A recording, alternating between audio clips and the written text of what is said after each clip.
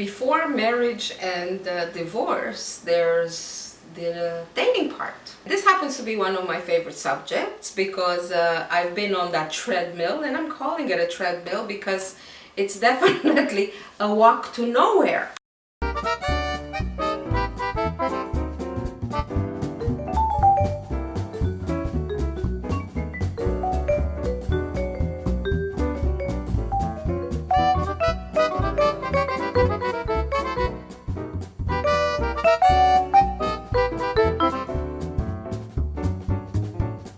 Welcome to Lunch with Lou.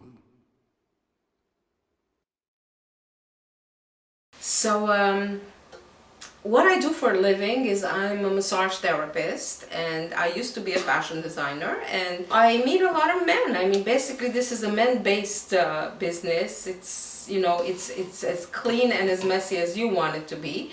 And since I'm certified and registered, I choose to be a therapist and no more. But what makes people come to me over and over again is the fact that I do have a sense of humor. I'm very brilliant, and I know how to keep them coming back. So the notion of falling in love at this age, I think it's definitely a fairy tale. So fairy tales don't exist, and this is probably going to be your future. And it might sound very harsh in me to say it, but this is the reality. And when you face it, you learn how to live on your own without clinging to somebody who barely can stand you. And I don't think anymore that it's important for me to have a man in my life as a lover or as anything. I just want to love myself and take care of my business.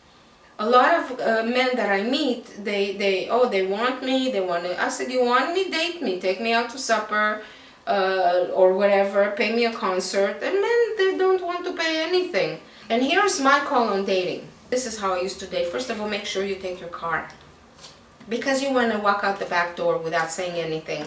And if you depend on him to drive you home, then you're going to be stuck through a date that you're really not too happy with. One time I went on a date with this person, and I'm not going to name names because it's not important. First of all, he was embarrassed to take me places where people knew him, so he took me to a place somewhere in downtown in a sushi bar. The conversation started to get very, very weird, is that he brought up the subject of the Jews.